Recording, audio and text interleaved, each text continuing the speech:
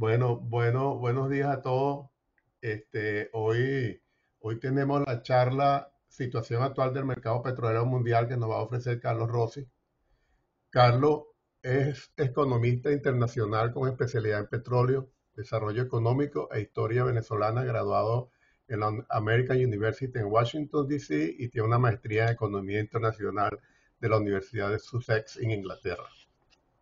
En su carrera profesional, Carlos ha trabajado como analista financiero en la Corporación Andina de Fomento, agregado comercial en la Embajada de Venezuela en Washington, D.C., y en el sector petrolero por 22 años trabajó en PDVSA como analista en el Departamento de Nuevos Negocios de Corboven y luego economista en los departamentos de exploración y producción de PDVSA. Y finalmente como economista senior en la Asociación Venezolana de Hidrocarburos. Desde mediados del 2012 y hasta el 2021, el señor Rossi se desempeñó como presidente y fundador de consultoría en Energynomics de Venezuela 21, compañía anónima que se dedicaba a consultoría y publicaciones sobre los temas políticos, económicos, energéticos, nacionales y mundiales que atañen a Venezuela. Carlos también ha sido profesor de pregrado y posgrado de micro y macroeconomía, economía petrolera y de finanzas del desarrollo en la Universidad Central de Venezuela, en la Universidad Santa María, la Universidad de Nueva Esparta y en la UNEFA.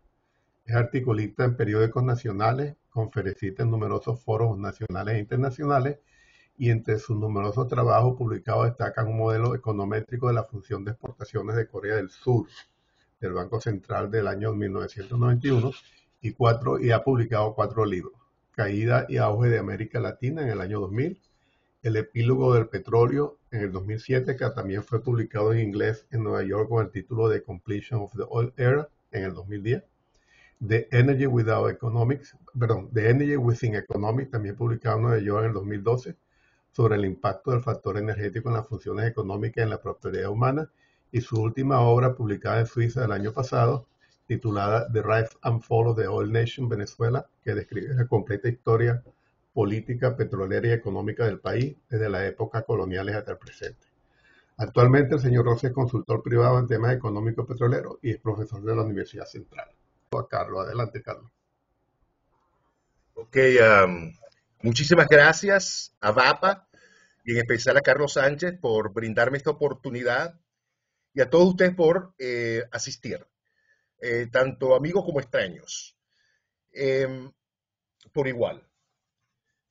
Ok, como economista que soy, comienzo yo por la demanda, ¿no? La idea es si hay demanda petrolera, si va a haber demanda petrolera en el futuro previsible. En este gráfico, lo están viendo el gráfico, ¿no? Los dos gráficos que tengo ahorita, ¿no? Sí, lo estamos ¿Lo están viendo, viendo? Carlos. Sí, estamos Ok. viendo. En este gráfico, el de la izquierda, vemos el caso de Estados Unidos, cuyo Producto Nacional Bruto tiene una correlación casi perfecta con su uso de combustible, ¿no?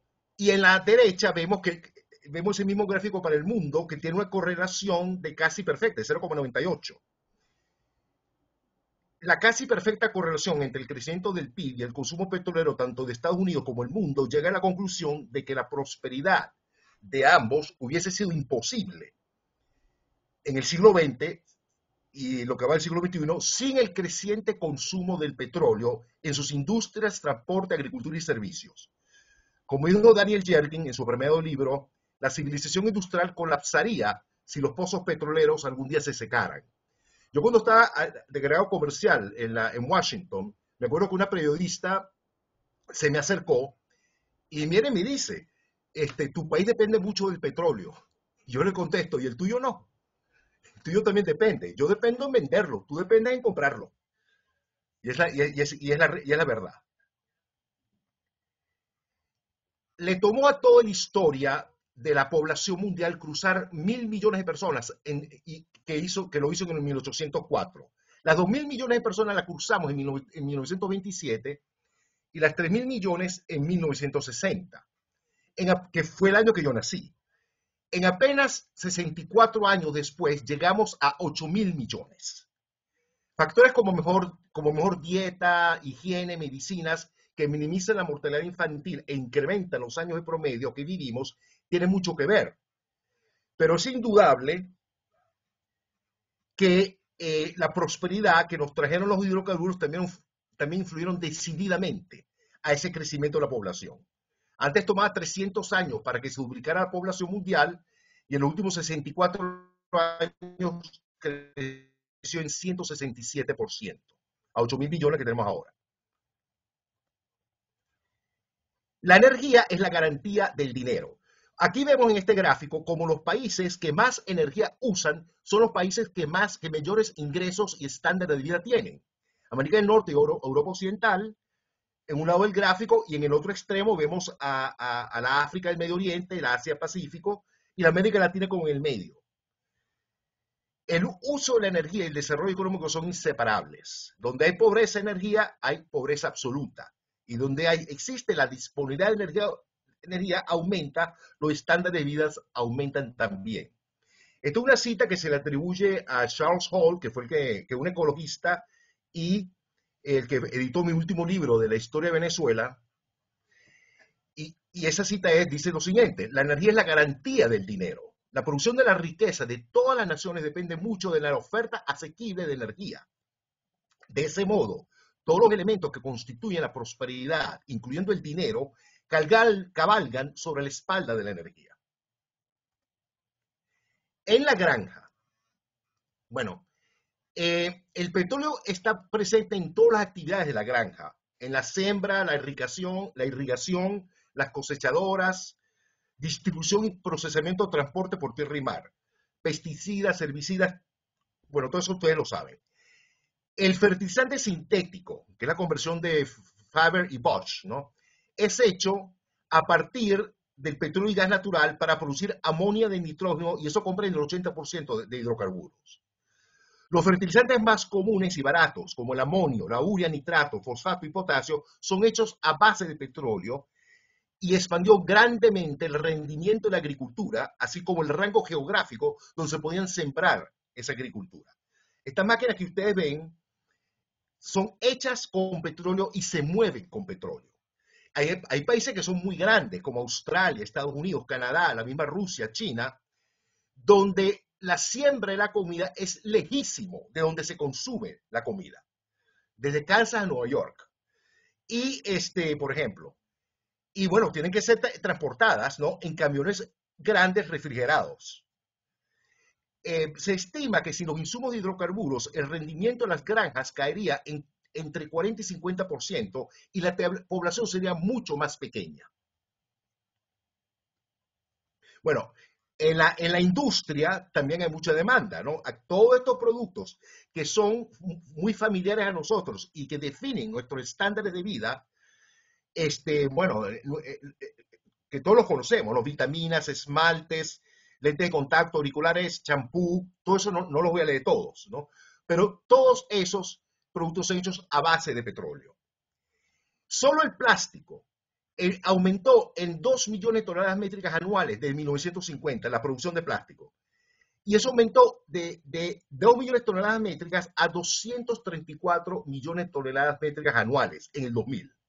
Para el 2019, ese número se duplicó a 460 millones de toneladas métricas anuales.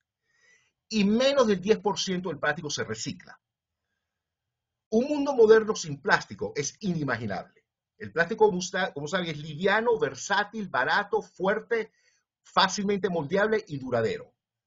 La industria de medicina se dice que casi depende completamente del plástico. Aquí es donde uno separa, en esta lámina, el uso del petróleo en los sectores. El sector de transporte es el que se lleva la mayor tajada, por lejos. El 42.7% de gasolina y el 27.4% de diésel, y si sumamos el jet fuel, estamos hablando más del 70%, 75% en realidad. Todo lo demás, el otro 25%, se lo llevan los demás productos, empezando por la calefacción, los petroquímicos, como plásticos, cauchos sintéticos. Por eso que hay que atacar, y están atacando, el sector transporte, ¿no? Ya China dijo que a partir del 2030 los carros que se van a hacer en China no van a ser carros normales, van a ser otro tipo de carros. Pero que ese otro tipo de carros también usa mucho el petróleo. El plástico se usa mucho para eso, para los carros eléctricos que se van a hacer. La dependencia del petróleo. Europa no tiene seguridad energética. Tiene 447 millones de personas, que es casi el 10%, 9.3% mundial, un Producto Interno Bruto de 18.9 trillones de dólares, que es el 21% mundial, y un PIB per cápita bastante alto, de 43 mil dólares. Pero depende de importaciones petroleras en un 97.7%. ¿No? Está hablando de la Unión Europea en este momento. Sin seguridad energética es muy difícil que crezca la economía. Por ejemplo, en los últimos, el crecimiento económico promedio de Europa del 2008 a 2023 ha sido 1.1%. Eso es bajísimo, ¿no? El otro día estaban hablando del Economist de que Europa está en un aterrizaje suave. Y la gente preguntándose, bueno, ¿y cuándo fue que volamos para estar aterrizando? En realidad están estancados económicamente ellos, ¿no? Ellos necesitan, como ellos producen euros, ¿no? Con el euro necesitan comprar los dólares para comprar el petróleo. Y cada vez que sube el dólar, les cuesta más a ellos hacer eso. En Asia también ha subido mucho el consumo petrolero en China, en la India y en Southeast Asia, ¿no? En China porque los americanos y europeos se fueron para China para buscar la mano de obra barata, bueno, y entonces crearon industrias en China, entonces obviamente subió la demanda petrolera en China, ¿no? Y en la India y en Asia sureste. La dependencia petrolera desde fuentes externas es de 77%. Hay asimetrías. Corea del Sur es 100% y Japón es 78%. Y es curioso porque Japón hace 7, 8 años para atrás era más del 95%. Que Japón ha hecho bastante. No suficiente, pero bastante para reducir su dependencia de petróleo importado. Bueno, la producción líquida demanda por región, donde está Norteamérica, Latinoamérica, África, Europa, Rusia, Medio Oriente y Asia. La América Latina ha subido, África se ha estancado y Europa ha bajado un poco. Donde ha subido bastante, por supuesto, es el Medio Oriente y en Norteamérica, aunque últimamente están tratando de bajar esa dependencia. La OPEP tiene el 80% de la oferta petrolera mundial todavía. Ellos. Y esta es la mezcla energética proyectada para 2030, donde los hidrocarburos todavía tienen un 34%, bueno, el petróleo concretamente tiene 34%, el gas 25% y el carbón 22%, y el nuclear 5%. El resto es renovables del 14%. O sea, los hidrocarburos cuentan con el 91% de la mezcla energética proyectada para el 2030, según las estadísticas de ResearchGate. Las estadísticas que yo estoy mostrando aquí vienen de fuentes sólidas, ¿no? La Agencia Internacional de Energía, la Energy Information Administration, la OPEP, como también vienen de empresas reconocidas, como la British Petroleum y la Exxon. Los carros eléctricos. Solo se espera, según la Agencia Internacional de Energía, no, la Agencia de Estados Unidos, ¿no? Energy Information Administration, solo se espera que lleguen 7% de todos los vehículos, del 7% van a ser solo carros eléctricos, subirá al 12% para el 2035 y al 17% para el 2040. Eso, por supuesto, puede cambiar si hay una legislación firme de no hacer más carros normales, al pistón normal, a partir del 2030. El carro eléctrico no usa petróleo para moverse, pero sí lo usa para hacerlos. La mitad de su volumen es plástico, que es un petroquímico, pero eso es solo el 10% del total de su peso. También usa petróleo para sus cauchos sintéticos y algunos de sus lubricantes. Bueno, podemos concluir, la conclusión primera, que la demanda mundial por petróleo existe y estará por el futuro previsible.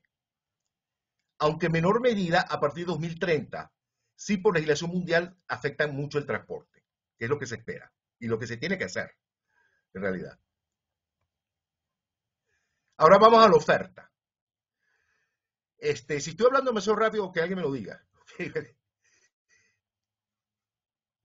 Está bien. El petróleo, ok, muchas gracias. El petróleo declina por razones físicas, ok, que conocemos, ¿no? Está, ya es una verdad evidente que el petróleo declina por razones físicas. Eso fue rechazado por algunos economistas que no saben nada de petróleo, pero ya se ha convertido en una verdad evidente. Total World Liquids Production se espera que va a llegar a un pico el próximo año y decline lentamente.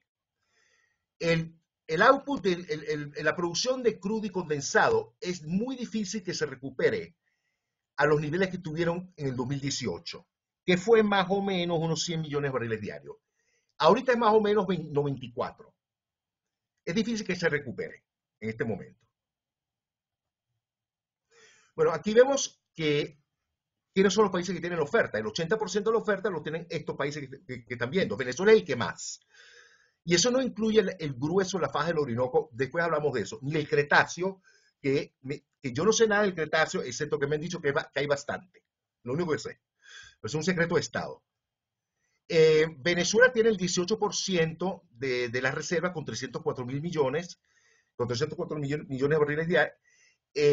Arabia Saudita tiene el 14%, Canadá el 10%, Irán 9%, Irak 8%, Rusia 6%, Kuwait 6%, los Emiratos Árabes 6% y Estados Unidos 4%. Estoy hablando de reservas probadas, ¿ok? Nada más en este momento. Si hacemos una relación entre las reservas probadas y producción, bueno, en todos estos países, salvo Venezuela, yo agarré simplemente lo que estaban produciendo y lo divido entre las reservas que ellos mismos dicen que tienen, las reservas probadas que ellos mismos dicen que tienen. Y este es el resultado que da. Libia 122%, Irán 113%, y baja la lista y llegas a Estados Unidos con 15 años de petróleo. Y Rusia un poco más, 26 años de petróleo. Si Venezuela produjera 3 millones de barriles diarios y la mantiene en el tiempo, se nos agotarían las reservas de petróleo en 277 años. Hace poco María Corina Machado hizo un video que tenemos 600 años de petróleo. Pero María Corina Machado está agarrando la producción actual. Pero esa producción actual no puede ser, ¿no?, la producción que se nos proyecta a nosotros. Por eso que nunca, cuando la gente habla de los países que llegaron al pico del petróleo, nadie habla de Venezuela, porque Venezuela no, está muy lejos de eso. Tenemos 277 años de petróleo. Si agarramos una producción mucho más baja, que es la que yo agarré cuando hice este análisis, bueno, tenemos más de 1000 años, ¿no? Pero eso ya es conjeturas irrelevantes. El caso de Estados Unidos. La producción de petróleo de Estados Unidos declina 39% al año, ¿no?, de acuerdo a algunos consultores. Cálculos a base de Total US Production del 2000 al presente. Otra vez, estamos hablando solo de reservas probadas aquí. Y esto es el grueso de la producción americana en este momento. El 72.5% de la total de producción de petróleo y condensado de Estados Unidos, que son 8.3 millones de barriles diarios, vienen de estas 4 fuentes.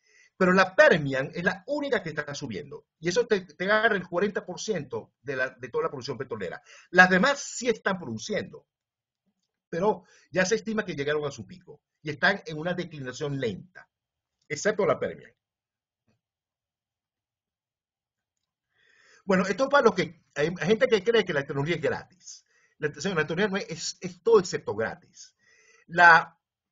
Aquí es como han subido los costos de producción de drilling, que se han triplicado desde el año 2000. Y eso ha subido en 33% desde enero del 2021. El incremento en el precio de la tecnología para cesar, extraer, procesar, transportar y refinar el petróleo no convencional es muy cara y va en aumento. En otras palabras, el mango bajito ya no existe. En Venezuela no podemos hacerlo con esfuerzo propio. Necesitamos crear las condiciones institucionales para la inversión internacional, que es otro tema para otra charla, que es lo que estoy trabajando ahorita. Los precios han subido. Los precios del petróleo a dólares de 2000, estoy hablando de dólares de 2024, eran $44 por barril entre 1986 y 2003. Y su promedio se ha duplicado en los últimos 20 años. ¿Ok? Y eso ha causado, por supuesto, estragos en las economías que importan mucho petróleo, como las europeas, que no pueden crecer. Evidentemente, el aumento de la demanda y los costes del petróleo escaso repercuten en los precios. El petróleo barato, que tanto repercutó en el crecimiento de los países industriales en la historia, es historia. Ya no existe. Bueno, esto es un gráfico que habla a nivel mundial de las energías alternas. Viento y solar solo representaron el 2.5% en Estados Unidos de su consumo energético en 2023. Los fossil fuels son el 82% de eso. O sea, yo estuve en la presentación que hizo Scott Dell de British Petroleum hace como un mes más o menos. Y él dijo, bueno, que en el año 2023 lo que más resalta es la decepción que han tenido las energías alternas, ¿no? En representar algo significante en la energía, en la mezcla de energía. Es una decepción. Bueno, este es un gráfico viejo donde dice el año en que los países llegaron a su pico de petróleo. Venezuela no la veo porque en realidad en Venezuela no puede contar, ¿no? En esa cosa, ¿no? Pero también erróneamente ponen a Estados Unidos, ¿no? Y Estados Unidos, que llegó en el año 71, bueno, eso obviamente no pasó porque Estados Unidos, gracias a la tecnología, cuando uno clasifica las reservas, hay 4 variables que te dicen cuáles son qué es lo que constituye una reserva petrolera. La geología, la institucionalidad y bueno, los precios, ¿no? Que tienen que ser comercialmente viables. Pero la tecnología es por lejos la más dinámica, ¿ok? Siempre están mejorando los ingenieros la tecnología de extracción y refinación petrolera. Siempre. Yo recuerdo en Houston, precisamente, en una conversación que estaba yo hablando bueno, no voy a decir cuál empresa, pero una empresa que hace poco había sido votada de Rusia. Y precisamente un ruso, cuando yo estaba hablando con ese señor, un ruso se le acerca y le dice, tú me dijiste a mí que ese yacimiento que tú tenías, nada más tenía esta cantidad de petróleo. Hemos encontrado más. Y el tipo de la empresa le dije, eso te lo dije a ti yo hace 45 años, amigo. Desde entonces la tecnología ha mejorado mucho. Me vuelves a poner ahí, donde estás tú, y yo te consigo mucho más. Nosotros siempre estamos consiguiendo más, ¿entiendes? Pero tengo que estar ahí, ¿no? Para hacerlo. Bueno, el World Crude Oil and Condensate Output ha bajado en 2 millones de barriles diarios, menos que el año que su tope en el 2018. Toda la producción petrolera, todo el crecimiento de la producción petrolera desde el 2010 ha sido por lo que llaman tight oil, que son por los esquistos. Y ustedes ven, bueno, cómo eso ha subido, bajó mucho en la época de la pandemia, como todo bajó, pero después retomó su camino. Nosotros estamos en la franja marrón, que es el deep water en oil sands. Bueno, también estamos en la convencional, ¿no? Y eso no hemos participado como el mundo esperara que nosotros participáramos. De ahí voy más adelante. Bueno, este gráfico se lo fusilé gracias a Tomás Mata en la última presentación que hizo. No se puede leer muy bien, le puedes preguntar a él. No sé si está acá Tomás, gracias. Pero es verdad, ¿no? El mundo no tiene suficiente energía para suplir la demanda esperada. ¿Ok? Es la conclusión de ese gráfico.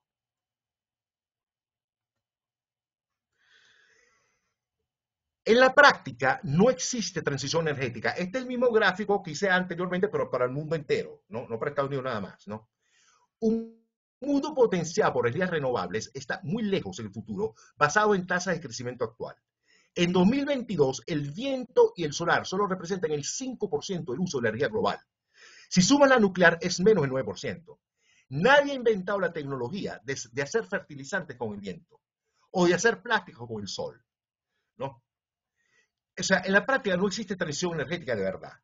Puede que exista en computadoras y en laboratorios, pero bueno, y en algunos, a nivel solar sí se ha visto en muchos países, ¿no? Y a nivel eológico. Pero las alternativas renovables no pueden sustituir o complementar la versatilidad y abundancia de los hidrocarburos por el futuro previsible, ni aproximar su escala mundial, la escala mundial que tiene el petróleo y el gas. Eso no se está viendo. Bueno, ¿qué tan grande es el mercado petrolero? Yo cuando hablo con mis estudiantes comparo al mercado petrolero como a Júpiter. Que Júpiter dicen que si tú agarras todos los demás planetas que hay, de Saturno hasta Neptuno, y los pones adentro de Júpiter, ni siquiera llegan a la mitad de Júpiter. Bueno, igual que aquí. Todos los, todos los, el hierro, todos estos minerales, hierro, oro, cobre, aluminio, níquel, en combinación no llegan a lo que vale el petróleo en el mercado, ni en combinación. Bueno, esto es un debate que hay entre la British Petroleum y la Exxon. ¿Quién tiene razón? Sobre la proyección de la demanda futura. Exxon es más optimista que la BP. Exxon piensa que si es verdad que vamos a llegar a un pico más o menos, ¿no? En la década de 2030, eso lo podemos mantener por un largo tiempo, hasta 2050, dice aquí, por el hecho de lo que está hablando, ¿no? La tecnología de recuperación, de aumentar el factor de recobro, ¿no? Eso siempre va a estar. La British Petroleum es más pesimista. Ellos dicen que vamos a llegar a un pico en 2030 y vamos a caer más abruptamente hasta 2050. Ese es el punto de cuál es. Yo espero que eso tenga razón, si quieren saber mi opinión. Bueno, esto es un gráfico que se hizo de hace mucho tiempo de la Agencia Internacional de Estados Unidos, donde correlacionan los futuros escenarios para el pico del petróleo de acuerdo al crecimiento económico mundial. Por supuesto, si tú no tienes crecimiento económico mundial, el pico del petróleo va a llegar en el siglo XXII. Pero la idea no es tener cero crecimiento económico mundial. Tienes que, entre más crecimiento económico mundial tienes, más te pones más acerca en la fecha del pico de petróleo, ¿no? Ahora están diciendo que va a ser, como le dije anteriormente, en el año 2025. Este gráfico sale de mi libro El epílogo del petróleo, donde yo hice el mismo ejercicio, ¿no? Y también llego a unas conclusiones muy similares a la Agencia Internacional de Energía. Cero crecimiento implica que el pico del petróleo llegará en el 2070 y después empezará a decaer. Claro, estoy hablando de reservas probadas, ¿no? Repito. Y el 1% de crecimiento es la franja amarilla, que llega un poco antes, ¿no? Y el 2.5% de crecimiento llegaría más o menos, en este caso soy un poco optimista, más o menos en el año 2037, ¿no? Sí se hacen una cantidad de proyectos, tanto en Venezuela como en Estados Unidos y Canadá, ¿ok? Quizás fue un poco optimista en Canadá, pero en Estados Unidos creo que fui realista y me ha dado y también fui demasiado optimista en el caso de Venezuela, ¿no? Que ha declinado su producción en vez de aumentarla a una fracción de lo que debería ser. Bueno, el pico del petróleo nunca en realidad se fue. Lo que pasó fue que se alargó en el tiempo por factores geológicos, descubrimiento de otros campos y factores de ingeniería que han aumentado el factor de recobro. El declive mundial es 5.7% anual. Me voy a detener un poco en este tema, ¿no? Nadie dice que el petróleo se está acabando. Lo que decimos es que estamos cerca de que su oferta deje de expandirse. Y es allí donde podemos entrar en una crisis económica y política, y geopolítica, con un fin impredecible. Los países con grandes necesidades y muy poca oferta petrolera propia están en la posición más débil. Sobre todo me refiero a los países europeos, que son países ricos. La idea no es negar el pico del petróleo, la tarea mundial es hacerlo progresivamente irrelevante. Tarea difícil, imposible sin sacrificios iniciales en consumo materialista. Ya nadie discute, y ha sido aceptado como una verdad evidente en los círculos científicos energéticos este tema. Bueno, faltan los economistas. Nunca ha sido que el argumento nunca ha sido que el petróleo se está acabando. Todavía falta casi medio siglo para eso. O sea, las reservas petroleras mundiales ahora probadas es más o menos 1.6 trillones y la producción mundial, bueno, el año pasado fue 94 millones de barriles diarios. Eso te da más o menos un poco menos de medio siglo para que se acabe. 47 años, según los cálculos, ¿no? que uno hace. Sin embargo, si tú sumas las reservas probables, que los geólogos saben que existen, pero no pueden certificarlas todavía, pero que tienen una gran sospecha de que existen, y las posibles, esos 47 años, yo estimo que se pueden alargar hasta quizás 50 años. Quizás hasta 60 o 65 años. ¿Ok? Siendo conservador. Porque una cosa que yo me di cuenta cuando estaba en PDVSA de los geólogos es que son conservadores en sus estimaciones, ¿no? Ellos estiman algo y siempre hay más, lo cual es bueno, ¿no? Hay que ser conservador en algunas cosas. Pero sí va a haber en el camino, ¿no? Cuando deje de expandirse la oferta, un fuerte golpe a las economías mundiales en todo lo que hablamos antes: agricultura, industria, transporte, servicios y hasta la creación monetaria del dinero. Por ejemplo, si toman las finanzas, cuando un banco le hace un préstamo a una persona o a una empresa, el banco lo que está proyectando es que el futuro va a ser más grande que el presente, porque así le van a pagar el préstamo.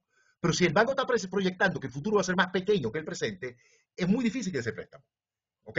O se van a restringir a dar solo préstamos que son lo que llaman ellos un tiro al piso, ¿ok? El crecimiento promedio de Estados Unidos ha sido del 2008 a 2023 1.8% nada más. Desde que empezó la crisis del 2008 hasta 2023, contando la pandemia, por supuesto, ha sido 1.8%, pero últimamente ha sido mejor. Ha sido casi llegando al 3% en los últimos años. En los años 2 o 3 años de Joseph Biden. Y tuvieron una buena noticia este año, ¿no? Este año electoral. Pero el de Europa, Estados Unidos es el único país de los 20 países más ricos del mundo. Estados Unidos es el único país que tiene un Producto Interno Bruto más grande que el que tenía antes de la pandemia. Todos los demás lo tienen menos grande o más pequeño que lo que tenían antes de la pandemia.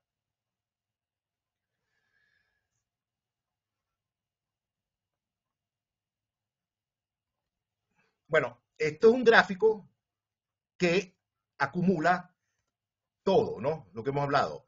El problema es que la oferta petrolera está en estos países, la América Latina, sobre todo Venezuela, Norte de África, Medio Oriente y Rusia. Pero la demanda está en otro lugar: Estados Unidos, Europa y Asia. Y eso crea tensión. Sobre todo tensión por la seguridad energética. Estar sin seguridad energética es algo que para los venezolanos nosotros no sabemos lo que es eso. Nosotros no sabemos lo que es estar sin seguridad energética, pero esos países sí lo saben, ¿no? Y puede haber mucha tensión. Y de hecho hay mucha tensión en este momento. Sobre todo lo que está pasando ahorita en Venezuela, que podemos tocar ese tema si quieren, ¿no? Con las elecciones estas de Venezuela.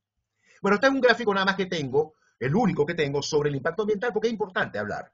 La, la, la temperatura en la Tierra y el consumo energético tienen estadísticamente una correlación perfecta, desde el 70 al 22. Y el gráfico a la derecha, ustedes ven que las emisiones globales de CO2 se han incrementado en 18 gigatones, o sea, en un 93%, desde la primera conferencia mundial del clima en los 1979. Y se han aumentado en 15 gigatones desde la conferencia del clima en 1995. Lo que quiere decir que esos señores van a esas reuniones, se sacan una fotografía al lado de un árbol y ahí se olvidan del tema. ¿Ok? Del tema del calentamiento global. Bueno, hubo muchas advertencias desatendidas. La primera de todas fue de uno de los economistas más renombrados del siglo XIX, en mi opinión, se llama William Stanley Jevons. En mi opinión está entre los primeros 3 o 4 de los mejores economistas del siglo XIX. Es el padre de la economía neoclásica. Fue uno de los economistas de más prestigio. La corona de Inglaterra le encomendó un estudio sobre el carbón y él lo publicó en 1865 llamado La cuestión del carbón, The Coal Question. Fue el primer libro extenso sobre el tema de la importancia de los hidrocarburos en la economía y del peligro de su agotamiento. El carbón, él dijo textualmente, el carbón en verdad no está al lado, sino enteramente por encima de todas las demás mercancías. Es la energía material del país, la ayuda universal, el factor de todo lo que hacemos. Con carbón casi cualquier hazaña es posible o fácil. Sin él nos lanzamos de nuevo a la pobreza laboriosa en los primeros tiempos. Con estos hechos familiarmente ante nosotros, no puede ser tema de asombro que año tras año hagamos grandes proyectos sobre un material de miriadas cualidades y poderes milagrosos. Pero Jevons se preocupaba mucho de que se agotara. Seremos sabios en permitir que el comercio de este país se incremente más allá del punto que podamos mantenerlo, decía. Otras advertencias. Bueno, aquí yo pongo mi libro, El Epígono del Petróleo y La Completion of the Old Era, que es el mismo. Una es la traducción de la otra. Está Early in the Wealth of Nations, que fue publicado más o menos en 2013 por Charles Hall y Ken Klingenberg, que es un libro donde él abre el entendimiento de lo que él llama la economía biofísica, ¿no? Que él, entre otras cosas, dice que es una lástima que los primeros conocimientos de economía empezaron a hacerse antes de los primeros conocimientos de la ciencia energética. Adam Smith, por ejemplo, él murió en 1790.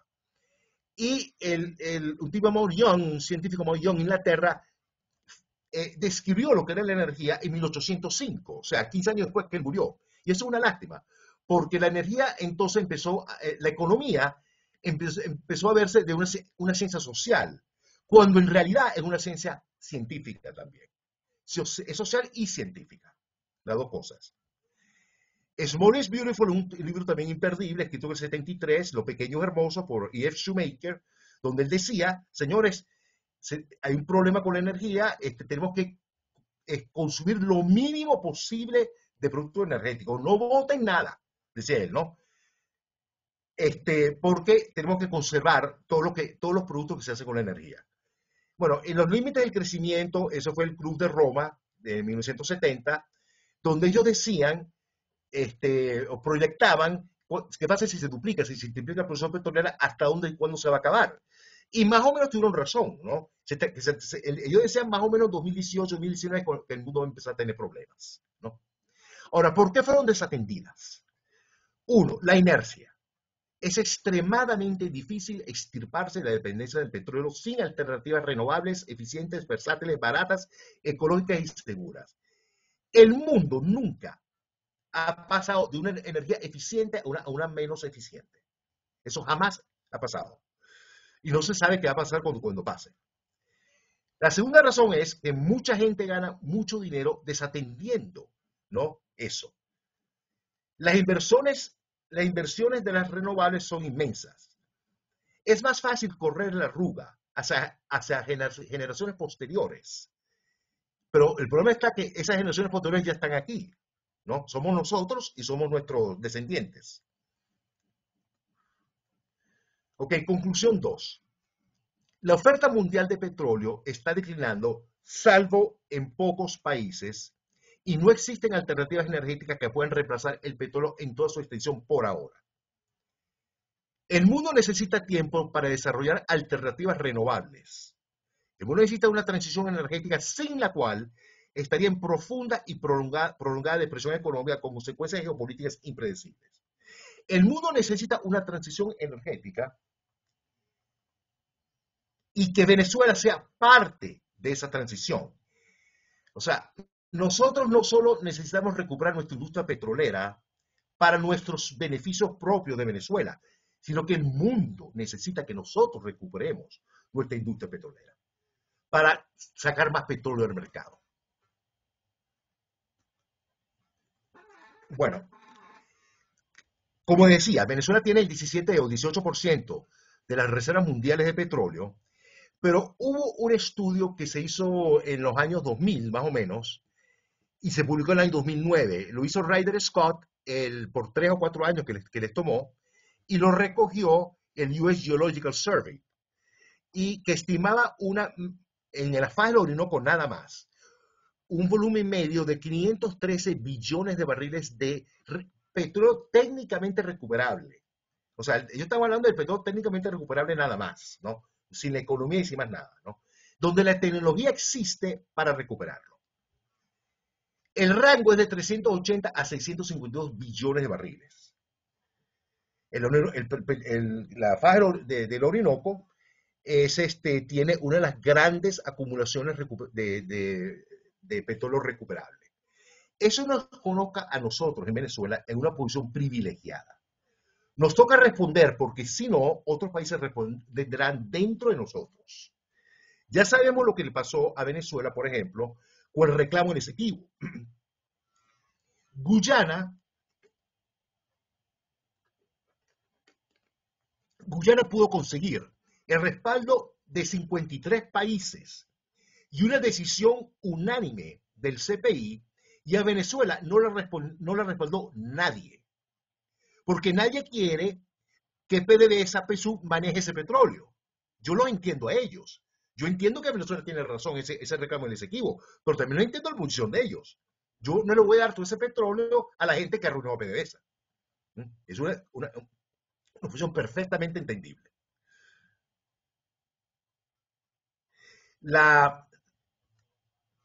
¿Qué significa esto? Bueno, nos viene otra ola de ingresos petroleros a Venezuela, otra ola de bonanza, si manejamos las cosas bien. Pero esta vez será muy distinta, porque no se centrará en el incremento de los precios, sino en la producción. No se van a quintuplicar los precios como pasó en la primera ola de los 70, tampoco se van a duplicar como en la segunda ola de 2003-2013. La razón que digo esto es porque si los precios suben mucho, va a arruinar a mucha gente, a los países de Europa, entre ellos los países de Asia. Y yo no conozco a ningún empresario que le guste que sus clientes estén quebrados, dado el factor inelástico de la demanda petrolera. Yo creo que el precio del tope del Brent será alrededor de $100 como precio tope, ¿no? Y por barril con tendencia alcista, más o menos. Pero los ingresos de Venezuela sí subirán bastante, porque los ingresos son la multiplicación de precios por producción, y si empezamos a subir la producción con esos precios estables, empezamos a subir la producción de lo que tenemos ahora, a 3 millones de barriles, hasta 6 millones de barriles, diría yo, que podemos entrar, si entramos en full chola con la faja del Orinoco, y damos que las empresas estén ahí, ¿no? Sí vamos a tener una ola, ¿no? Ahora, el tema entonces, que es otra pregunta, por supuesto, es qué vamos a hacer nosotros con toda esa renta petrolera. Tenemos que hacer algo distinto que hicimos con las primeras 2 olas. Y eso será el tema central de mi próxima charla. ¿Cuál es la meta? Bueno, esta es la meta. Se dice mucho, la meta es llegar a lo que éramos antes, en 1998, que para mí fue la cumbre de PDVSA y de la Venezuela petrolera. Se dice mucho que Venezuela es un país que no aprende sus fracasos, pero también es cierto que tampoco aprendemos nuestros éxitos. En 1998, la prestigiosa revista Petroleum Intelligence Weekly calificó a PDVSA como la segunda empresa mejor del mundo detrás de Saudi Aramco. Usó 6 categorías, entre ellas la producción de líquidos, reservas de petróleo y producción de gas y reservas de gas. Llegamos a ser el segundo. Y de hecho, mejoramos nuestra posición, porque antes también habíamos sido el segundo, pero más lejos de Saudi Aramco. En 98 acortamos la distancia. En 1998, Venezuela tuvo 55 empresas petroleras de 18 países que trabajaban en toda la cadena de producción. Exploración, bueno, producción, refinación, transporte por tierra y mar y exportación.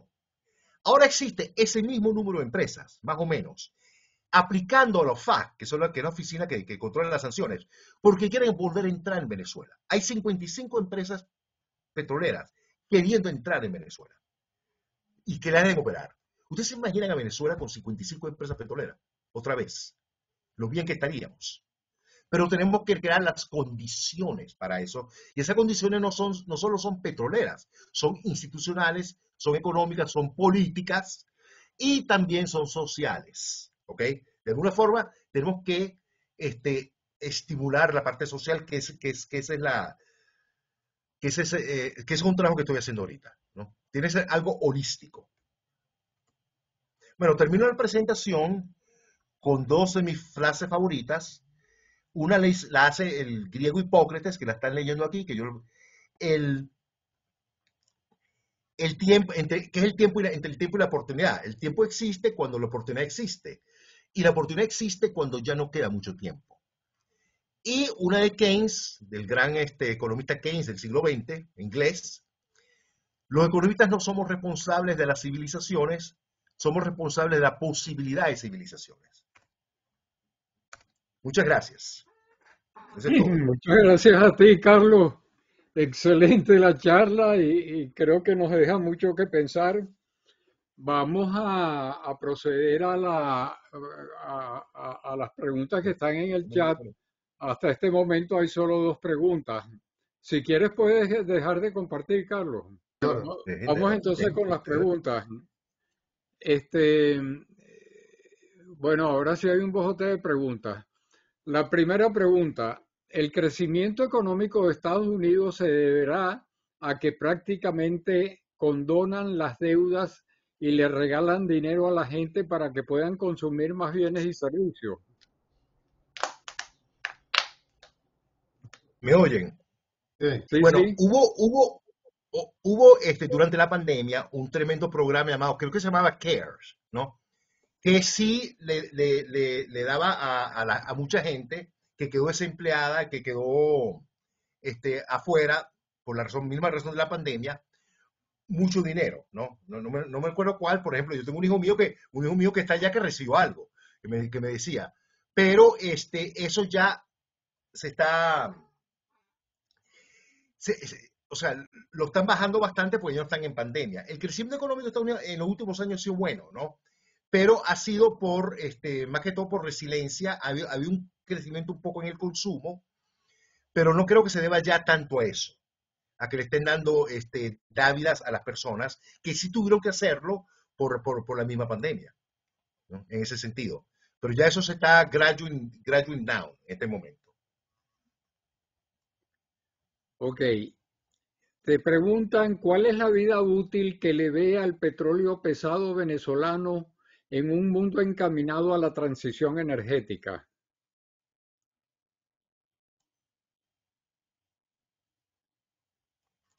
Carlos.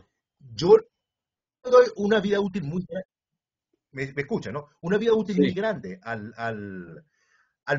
petróleo pesado, porque como estaba diciendo, ¿no?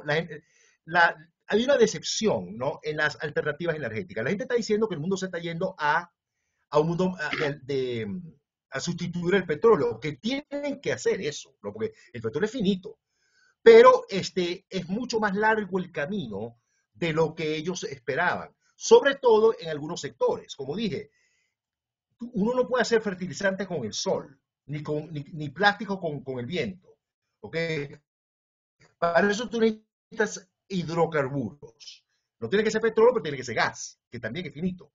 Entonces, por muchísimo tiempo, yo creo que ellos van a agotar todo el petróleo que hay, porque las inversiones ya están hechas, ¿no? Todo el petróleo que hay en el mundo, hasta dejar de decir, mira, no quiero más petróleo, ¿no? Eso es lo que yo estimo. Pero también hay que poner un ojo a la parte ambiental, que la parte ambiental es y eso depende también, por ejemplo, en Estados Unidos, el otro día Donald Trump dijo que a él no le importa que suba el nivel del mar porque eso crea más propiedad oceánica. Y yo no entiendo eso para nada, ¿no? Pues, si sube el nivel del mar, eso quita tierra, no que pone tierra. Pero bueno, eso depende mucho de que si hay un político que en realidad le pare a la parte ambiental y otro que no. Como puse en la gráfica que puse, la gran mayoría no quieren hacer los sacrificios que hay que hacer para, para calmar la parte ambiental, la parte de emisiones de CO2. Eso involucra sacrificios económicos fuertes. Y hay muchos políticos que no quieren hacer ese sacrificio porque el horizonte de la vida de un político es mucho más corta que el horizonte de la vida del planeta, ¿no? Ningún político quiere hacer una decisión que en 10 años o 10 o 15 años va a tener sus frutos, porque nada más, nada más va a estar en 2 años o 3. Ok. Te preguntan, ¿no será que el crecimiento económico que está teniendo Estados Unidos es el resultado del protagonismo privado sobre el gubernamental, que puede llegar a individuos inclusive y que al revés de lo planteado es una gran pregunta anterior? La inserción de programas de welfare se mueven justamente en contra de este crecimiento a mediano y largo plazo. Bueno, gracias por la pregunta. El, el 66% del Producto Interno Bruto de Estados Unidos es el consumo, ¿no? Y todo empieza por la demanda. Si la gente quiere algo, alguien lo va a hacer. El tema está que para hacerlo necesita energía y la energía es cada vez más cara, ¿ok? Entonces, Estados Unidos no puede crecer más de como antes. Una razón, por ejemplo, es tú lo ves en los muchachos jóvenes de hoy en día, la generación de los millennials, que tú lo ves que están todavía viviendo en la casa de sus padres a los 30 años, a los 35 años. ¿Y por qué? Porque tienen muchas deudas. Ahora, ¿por qué tienen muchas deudas? Porque los costos de las universidades crecieron de una forma astronómica. Yo creo que la Universidad de Yale, leí por ahí, que te cuesta casi medio millón, casi $100,000 un semestre, ¿no? Entonces, la gente tiene tanta deuda que no puede comprar casas, que no puede comprar carros. ¿Y por qué al gobierno americano le interesa que eso pase? Porque ellos no quieren que la gente consuma tanto. Porque si tú, por ejemplo, por una varita mágica, eliminas toda esa deuda que tienen de las universidades, ellos entrarían de lleno al mercado de consumo. Pero si entran de lleno al mercado de consumo, sube muchísimo el petróleo, el uso del petróleo, porque van a comprar cosas que se hacen con petróleo. Y entonces, y eso no le conviene a nadie, porque Estados Unidos no puede subir tanto su consumo de petróleo. Ellos llegaron, los americanos llegaron en diciembre de 2023 a casi 13 punto algo, ¿no? 13.3 millones de barriles diarios, que es un récord mundial, ¿no? Ahora, ellos mismos te dicen, estamos bajando y no creemos que más nadie no llegue a ese récord, ¿no? De 13 millones de barriles diarios. Tienen que tener un crecimiento económico, pero tienen que poner un techo a ese crecimiento económico, los americanos. Por el hecho de que precisamente si crece mucho el consumo, va a crecer la demanda petrolera. Y si eso crece, va a crecer los precios. Y entonces, en el futuro vas a tener un bajón, porque si crecen los precios, crece la inflación. Y vas a tener un tremendo bajón en el consumo petrolero. De manera que eh, hay que estar por ejemplo, una cosa, por ejemplo, que yo digo en la parte de la OPEP, cuando Juan Pablo Pérez Alfonso fundó la OPEP en los años 60, la preocupación de él era establecer un piso en el petróleo, un piso, para que no bajara a $1, a esos precios de aquella época, ¿no? Un piso justo, es la preocupación que él tenía. Lo más. Ahorita, la OPEP tiene el contrario. La misión de la OPEP es lo contrario. Es tratar de que el techo no suba mucho. Porque si el techo sube mucho, muchos países van a quedar muy mal. Entonces la OPEP va a hacer lo posible para que el techo petrolero no suba tanto. En vez de preocuparse por un piso, ahora se preocupan por un techo. Y le está diciendo a una organización que haga exactamente lo contrario para lo que fue diseñada. Y eso a veces no es tan fácil. Sí. Carlos, ¿cuál es tu pronóstico de los precios del petróleo? ¿Hay producción reciente que está entrando al mercado, como por ejemplo la del Golfo de México, Tengiz y Guyana? Lo de Guyana es fuerte, pero va a tomar mucho tiempo todavía, ¿no? Creo que la cifra que yo leí es que ellos tienen unos 11.000 millones de reservas. Y Exxon dice que pueden subir a 1.2 millones, pero no va a ser inmediato, ¿no? Va a ser, y tampoco va a ser tan en largo plazo, va a ser un mediano plazo. Hay que ver lo del Golfo de México y los demás países, los demás cuencas petroleras están estéril, ¿no? No están subiendo tanto la producción. Pueden subirlo un poco más en épocas de emergencia, pero como dije, se llegó a 100 millones de barriles en el año 2018. Es difícil que se llegue a ese nivel otra vez. En este momento, por el hecho de que también hay que guardar petróleo para el futuro. ¿Ok? Se podría llegar a ese nivel, pero es razonable guardarlo para el futuro. De manera que yo no veo, a menos que Venezuela entre de lleno, ¿no?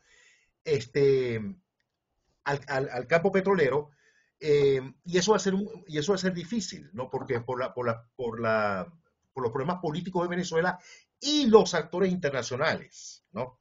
Yo a veces le digo, yo a veces me siento, yo personalmente, como si yo fuera una cebra en las selvas de África rodeada de leones, ¿no? Pero son diferentes manadas de leones, que es lo que están los rusos, están los chinos y están los americanos, y ninguno va a dejar que el otro lo agarre, como está pasando ahora. Pero se puede poner de acuerdo también, ¿no? Como pasó con el Esequibo, ¿no? Que todos se pusieron de acuerdo para no apoyar a Venezuela, en ese sentido. De manera que son tiempos interesantes lo que estamos viviendo en este momento. Ahora, no quiere decir que Venezuela no se puede defender. ¿Sí? Nosotros sí nos podemos defender, ¿no? Somos un poquito más que una cebra, ¿no? Quizás eso fue un mal ejemplo, pero sí tenemos formas de defendernos, ¿no? Pero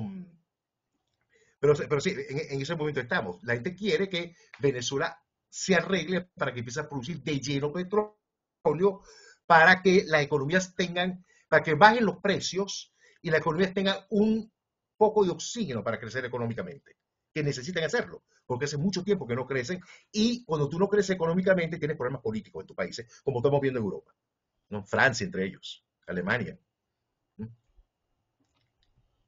La siguiente pregunta es, ¿no tendría nuestro petróleo pesado un uso extraordinario en una industria de productos de carbono como materiales estructurales ligeros y resistentes, circuitos basados en grafeno, etcétera, cumpliendo automáticamente con las políticas ambientales actuales? Sí lo tendría, ¿no? A mi modo de ver, sí lo tendría. Ahora, eso de la última parte, de cumplir con la parte ambiental, no estoy seguro. Pero sí, va a haber tremenda demanda para el petróleo pesado en Venezuela, ¿no? Tiene que haberla, porque no hay sustitutos en ese sentido. Sí va a haber una tremenda demanda para todo tipo de petróleo en Venezuela, ¿no? No sé si algunos de ustedes saben algo del Cretáceo. Yo he oído cosas, pero lo único que sé es que está en el Zulia. Pero como siempre, todo está en el Zulia. Pero, bueno, la mayoría de las cosas, ¿no? Pero no sé nada de eso. Pero me han dicho que no tendrán lo que tiene la faja, pero me han dicho que hay una enorme cantidad de petróleo bueno ahí. ¿Alguien sabe? Bueno, en la sobremesa seguramente alguien te va a comentar. Ok. Este, Carlos, ¿cuál sería la situación de la demanda de hidrocarburos si surge una nueva tecnología nuclear que genere energía barata y segura? Bueno, afectaría un poco la parte de electricidad de los hidrocarburos, ¿ok? El problema con la energía nuclear es que no es segura, ¿ok? Yo recuerdo una vez que la Toyota hizo un carro a base de energía nuclear, ¿no? Que tenía una especie de... Y la Toyota decía que lo probaron chocándolo, y estaba perfecto el carro. Nadie lo quiso. Nadie, ningún alcalde va a dejar que un carro a base nuclear esté dando vuelta por la calle de su ciudad, ¿ok? Porque si explota, explota toda la cuadra. Además que puede caer más los terroristas también, ¿no? Y entonces, la parte de electricidad, sí, la parte nuclear lo puede hacer. Francia, por ejemplo, Francia es el país que más usa, creo que va el 75% de su electricidad es a base nuclear, ¿ok? Este, Alemania estaba en ese camino, pero la Angela Merkel cometió el error que después de lo que vio en el tsunami de Japón, ella cerró las plantas nucleares de ella, de Alemania. Yo le pregunté a mis amigos alemanes, ¿usted está esperando un tsunami en el Báltico? No, Carlos, no estamos esperando un tsunami en el Báltico. Eso nunca ha pasado. ¿Entiendes? ¿No? Pero este, la, sí, la parte nuclear tiene su componente muy importante, pero yo no creo que con la energía nuclear se pueda hacer, ¿no? Plásticos, o se puede hacer algunos productos que son casi exclusividad del petróleo, que siempre van a ser necesarios, y fertilizantes, ¿no? Que son los más necesarios para eso. ¿Qué posibilidades tiene Venezuela de compartir el modelo de desarrollo económico de Noruega para las generaciones nuevas? Sembrar el petróleo. Yo creo que sí tenemos una gran posibilidad para eso, pero cuando uno habla de Noruega, ¿no? Y yo felicito a los noruegos por el modelo que tuvieron, ¿no? Mucho. Hay que ver dos cosas. Una es que Noruega es un país de 5 millones de habitantes. O sea, eso es la Gran Caracas nada más.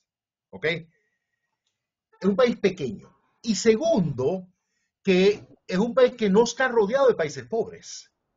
Tú ves la geografía de Noruega y tú ves que está rodeado de países ricos, en realidad. Ellos no tienen problema de inmigración de países pobres.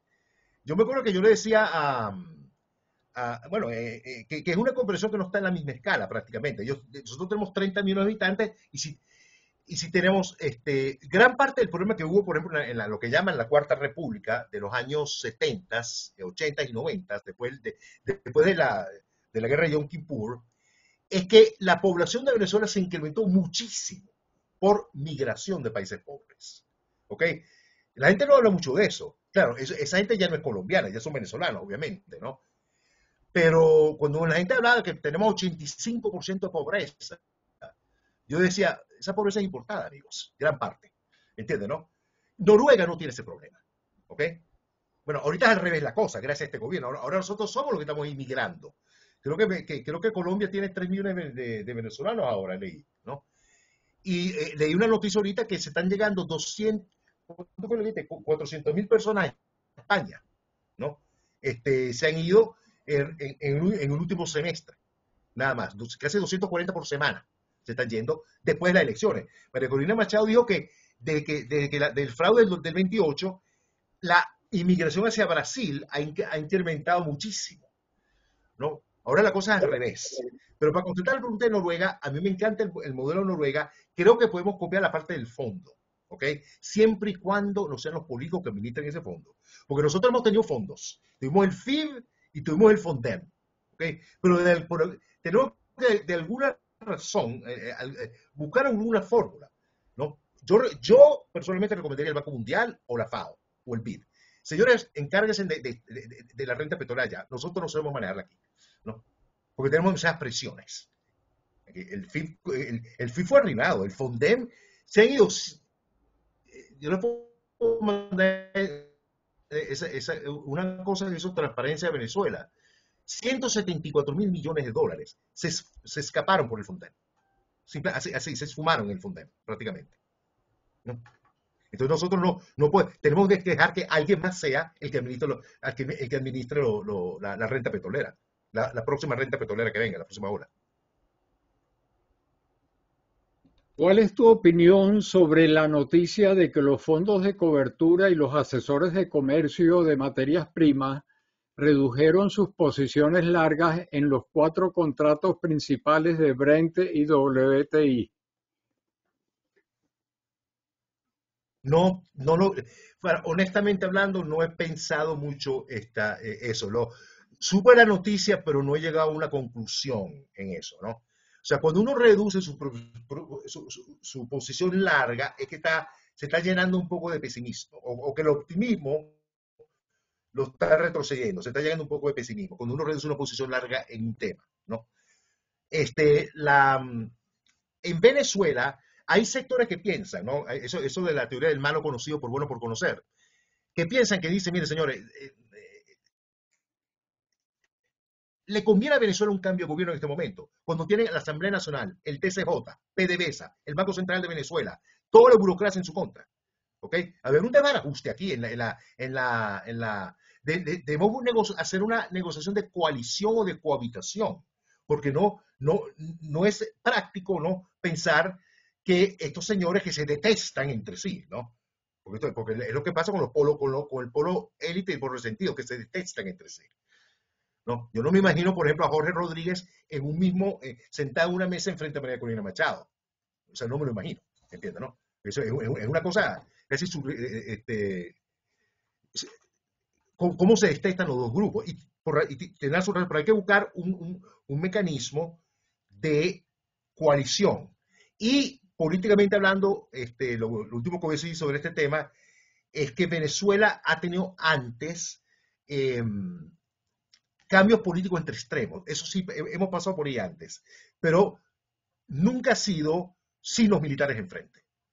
O sea, la última vez fue con Wolfram Larrazábal, el contraalmirante Wolfram Larrazábal, que lo manejó estupendamente contra el viento y marea, ese señor, en el año 58. Pero, o sea, es lo que digo, ¿no? Que necesitamos que los militares estén enfrente para esta transición difícil que estamos pasando. Porque en este momento el juego está trancado. En este momento. Ok.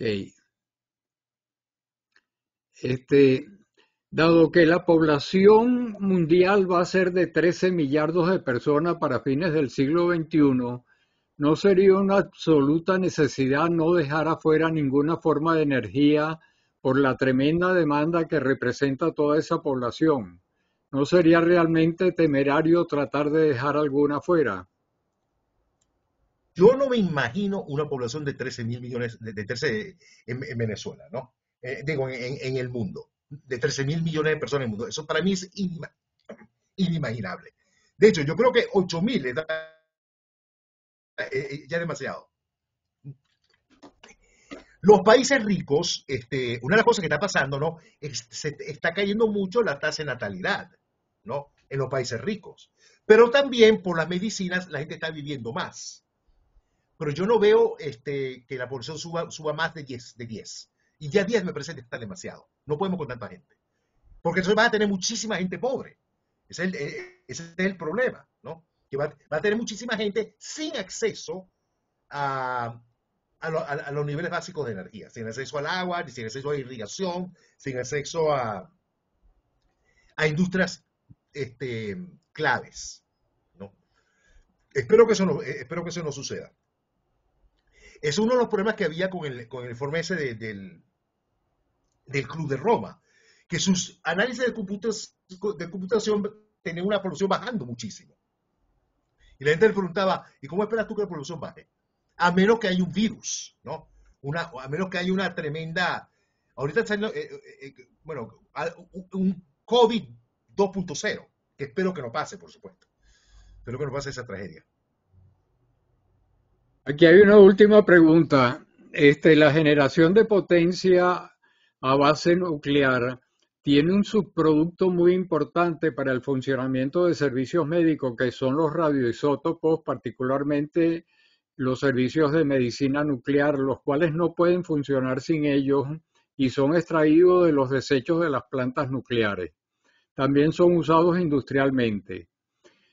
No es un error no darle la importancia que tienen, tomando en cuenta también que el costo de generación de potencia es el más bajo de toda la industria. Sí, es un error, claro, ¿no? Hay que darle el reconocimiento que merecen, ¿no? Si el análisis costo-beneficio lo satisface a ese tipo de industria. Todas las cosas que puedan ayudar en la energía, bienvenidas sean todas las cosas, ¿no? Claro, entre menos contaminante. Otra cosa, por ejemplo, es el carbón. Por ejemplo, el carbón es una de las razones que muchas empresas se van a China y a la India a producir allá, es porque esos países no tienen casi ninguna legislación contra el uso del carbón. En Estados Unidos tú no puedes, ni en Europa, puedes tener una planta de carbón, pero en la India se lo puede hacer. Entonces muchas empresas se van allá para usar ese tipo de energía, ¿no? Pero claro, ese tipo de energía contamina el ambiente. Y uno les dice a ellos, bueno, está contaminando tú primero. ¿No? Hay lugares que son invivibles en China para nosotros, ¿no? Invivibles en China y en la India en este momento, ¿no? Porque carbón todavía hay mucho carbón. El pico del petróleo, nunca hemos hablado de pico de carbón, pero sí lo que pasa con el carbón es que el carbón bueno ya lo botaste, lo que te queda es el carbón medio malo, que quiere decir que tienes menos contenido de energía y quema mucho más, ¿no? Pero sí, cualquier tipo de energía que venga, que sea bienvenida para satisfacer el déficit de energía que tenemos versus la población que tenemos y versus los estándares de vida que queremos tener para nuestros hijos. Ok. Bueno, mira, con eso terminan las preguntas del chat. Vamos a pasar al derecho de palabra y vamos a recordar que el derecho de palabra tiene dos fases. Las personas que tengan preguntas concretas sobre el tema que puedan formular en menos de un minuto deben ser las que tomen la palabra ahorita. Las personas que tengan exposiciones o preguntas mucho más extensas, por favor esperen a la sobremesa, que una vez que termina la conferencia, en la etapa de sobremesa, el tiempo es mayor y el expositor y el controlador del tiempo también es más flexible.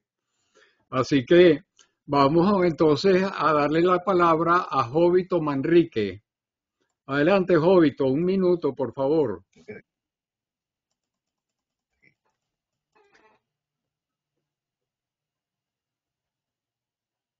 Adelante, Jovito, no tienes el micrófono prendido. Abre el micrófono, Jovito.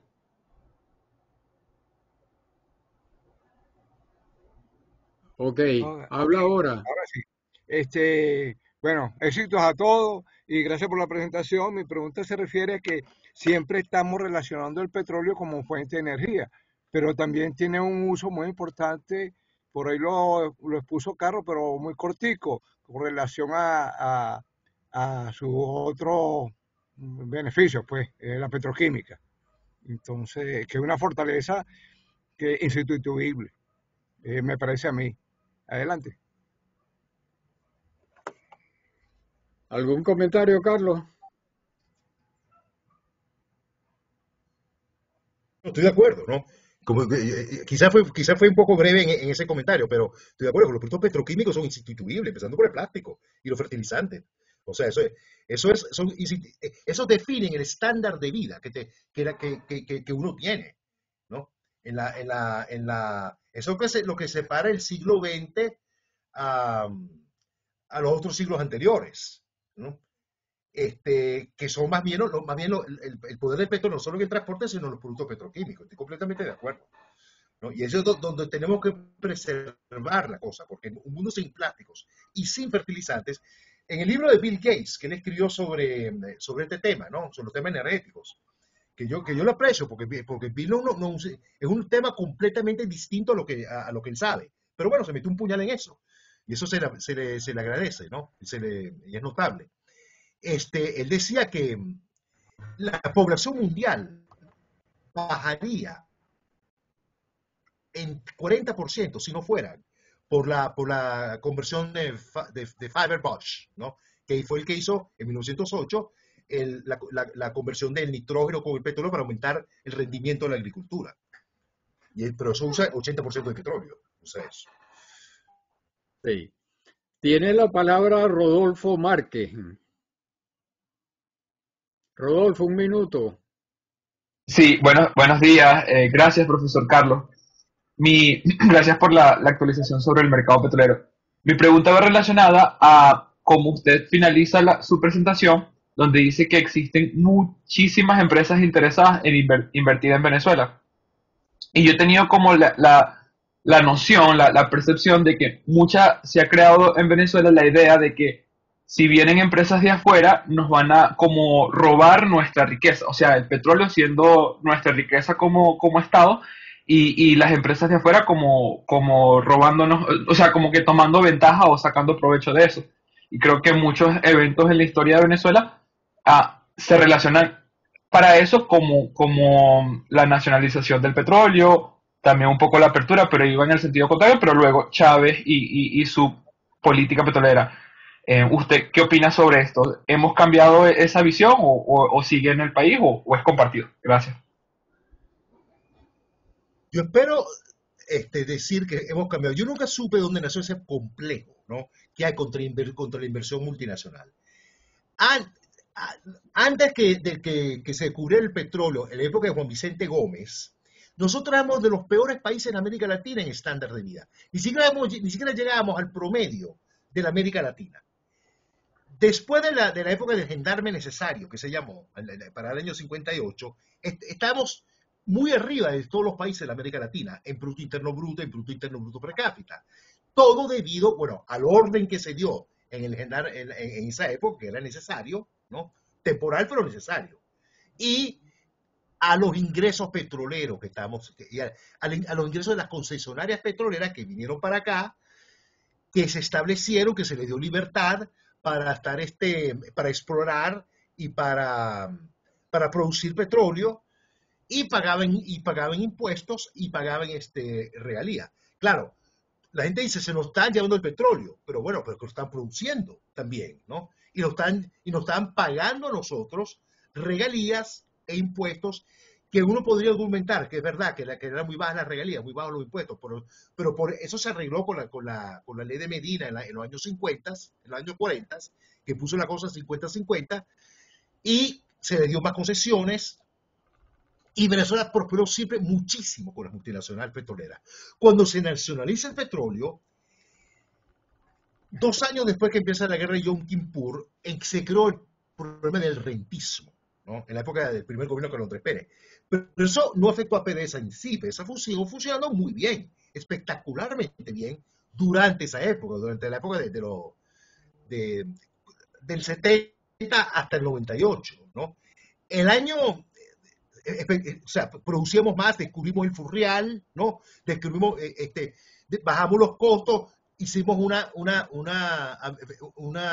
inversiones en refinerías en el exterior, en Europa y en Estados Unidos. Éramos una empresa, como dije, ¿no? La segunda empresa mejor petrolera del mundo, ¿ok?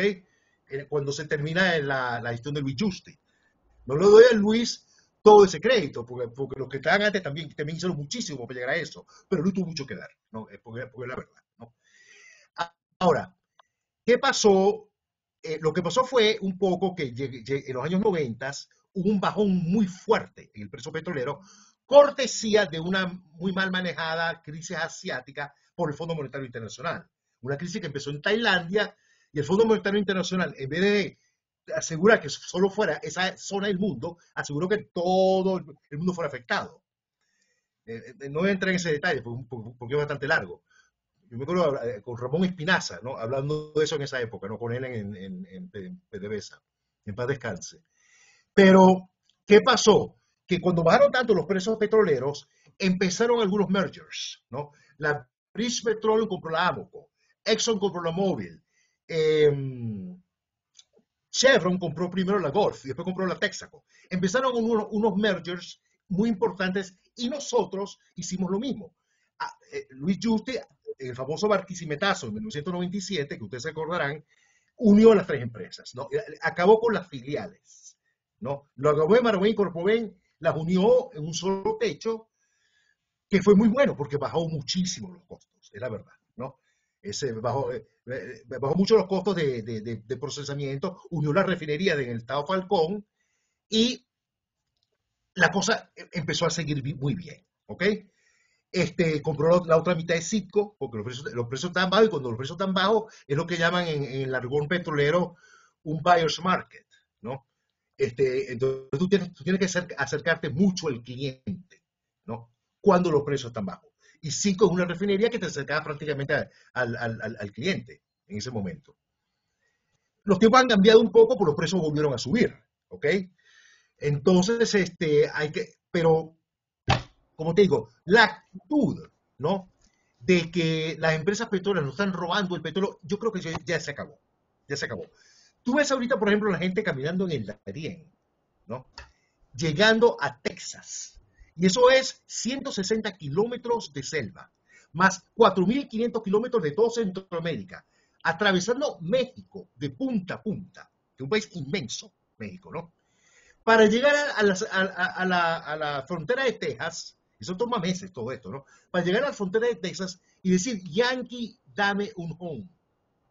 Bueno, antes era Yankee, go home. Ahora es Yankee, por favor, dame un home. ¿No? ¿Me tú cómo ha cambiado, ¿no? La actitud del venezolano? Ya, ya se acabó esa parte del imperialismo yanqui y todo eso. Ya eso se acabó, porque ya se sabe, ¿no? Que eso está, uno, equivocado, y que dos, que las personas que lo decían eran para lucrarse ellos mismos, para estar en una posición política y lucrarse ellos mismos. Yo creo que eso ya ha acabado. Yo creo que ya la gente se ha dado cuenta del error, y ahorita están diciendo Yankee go home. O sea, que lo que también quiere decir, Yankee, ven para acá otra vez, ¿no? Ahora, el tema está en qué términos van a venir, ¿no? Yo no estoy de acuerdo con la privatización, como que se está hablando de privatizar o de volver a la época de las concesionarias otra vez. Yo creo que se puede volver a la época de la apertura petrolera de los 90. A eso sí se puede volver. Pero si tú empiezas a privatizar cosas en Venezuela, vas a tener que vender a precio esquelético, ¿ok? Porque no creo que muchas personas quieren invertir en Venezuela, ¿no? Dado los problemas políticos que tenemos, excepto las empresas petroleras. Pues las empresas petroleras tienen que estar donde está el petróleo, ¿ok? Pero vamos a ver qué pasa, ¿ok? Pero para contestar tu pregunta, no, eso se acabó, ¿no? Creo yo que ese complejo antiamericano ya se acabó. ¿Okay? Sí. Tiene la palabra Jorge Sajía. Muy buenos días, excelente charla, Carlos, sobre todo que reivindicas la utilización de los hidrocarburos per se, sobre todo que hay abundancia y la transición energética se ha convertido en una multidimensión energética, como lo promueve Yergin, que tú lo mencionaste, que todas las fuentes son necesarias. Petróleo de Venezuela realmente llegó a ser la primera empresa petrolera del mundo a la luz de los análisis económicos. Y Venezuela no se vendería a precios esqueléticos, sino a precios de gallina podrida. Sí. Tomar de tu charla lo que tú dijiste, que después de la pandemia, de los 20 países grandes del mundo, la que ha tenido el mayor crecimiento ha sido los Estados Unidos. Y yo me he dado cuenta que aquí han condonado la deuda de las tarjetas de crédito. Durante la pandemia le dieron dinero a la gente. Y yo digo y perdóname un momentito, para redondear, yo hice esa pregunta, pero se me había congelado el computador y no oí tu respuesta. No, entonces los Estados Unidos dan dinero para que la gente consuma bienes, compren hamburguesas, Coca-Cola. Tiempo, Jorge. Jorge, la pregunta fue respondida. Jorge, la pregunta fue respondida, pero en la sobremesa podemos ampliarla. Bueno, tiene la palabra Pedro Figueroa. Eduardo, ¿me escuchas? Sí, Pedro. Okay. Yo le felicito mucho al presentador Rossi por lo técnico de la información que nos ha suministrado y lo actualizada de ella. Yo diría que eso debe ser base para cualquier nuevo gobierno del 2025, sea quien sea. Segundo, la pregunta concreta es, ¿cómo serían los resultados de su análisis si le agregamos el concepto de valor agregado a nuestro gas? En la década del 80-90 hice un análisis a mi propio tiempo y mi propio costo de solamente darle valor agregado al gas quemado y al gas venteado.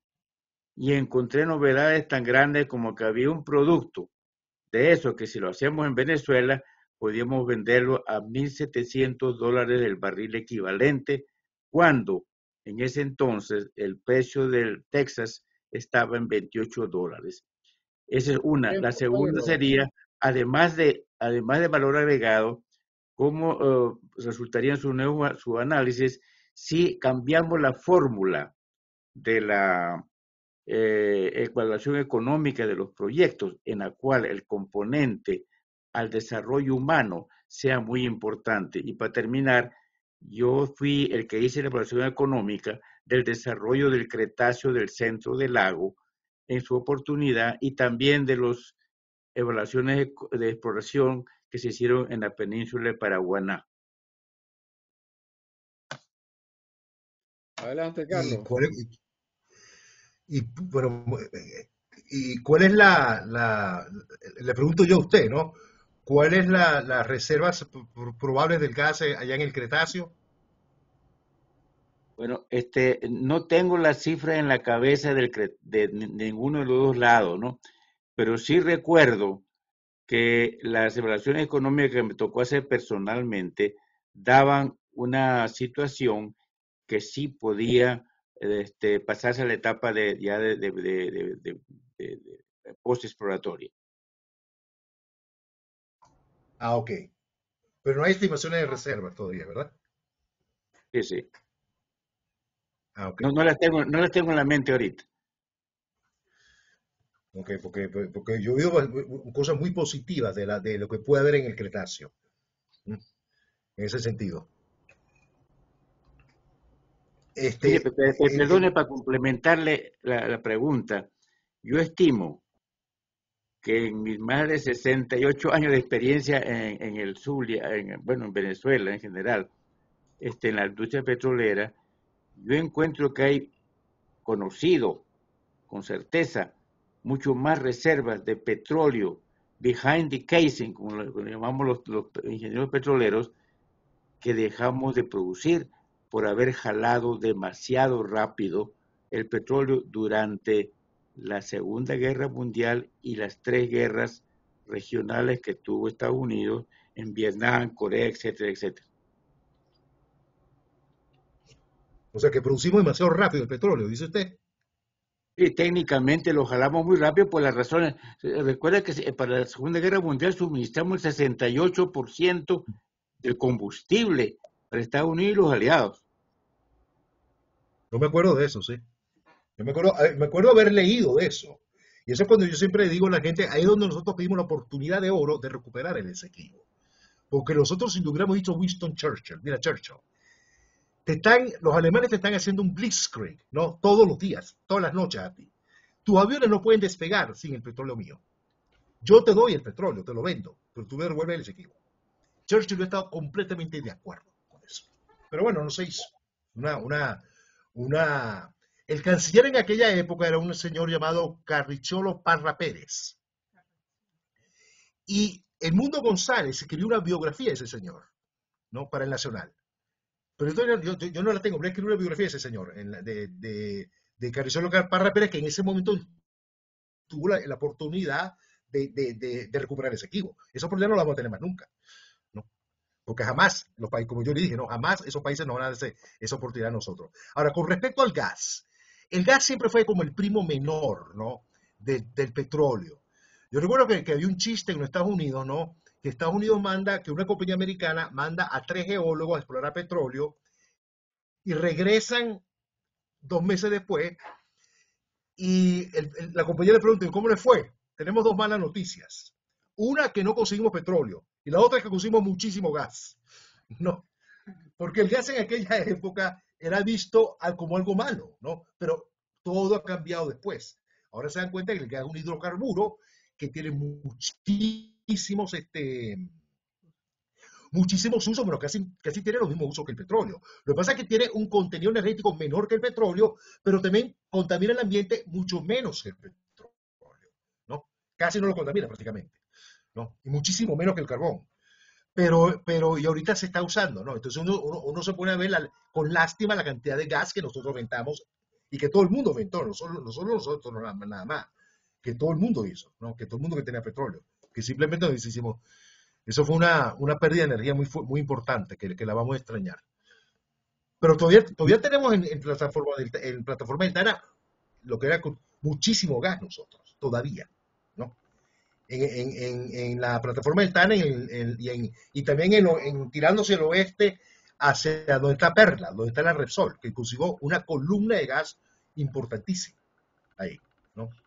En aguas profundas, que serviría muchísimo para alimentar las refinerías de Paraguaná como para el tablazo del Zulia, que es la idea, en realidad. Y exportar hacia Colombia. No me contestó mi pregunta, el corazón de mi pregunta. ¿Cómo serían sus conclusiones si le damos mayor valor agregado a cuando menos el gas que quemamos y que venteamos? ¿Cómo sería? Yo apruebo que se use más el gas ahora, ¿no? No se puede hacer nada con el gas que se venteó ya, pero yo estaría muy de acuerdo que se use el gas en toda su extensión en este momento. Lo que pasa es que el gas no puede competir con el petróleo, ¿no? Porque el petróleo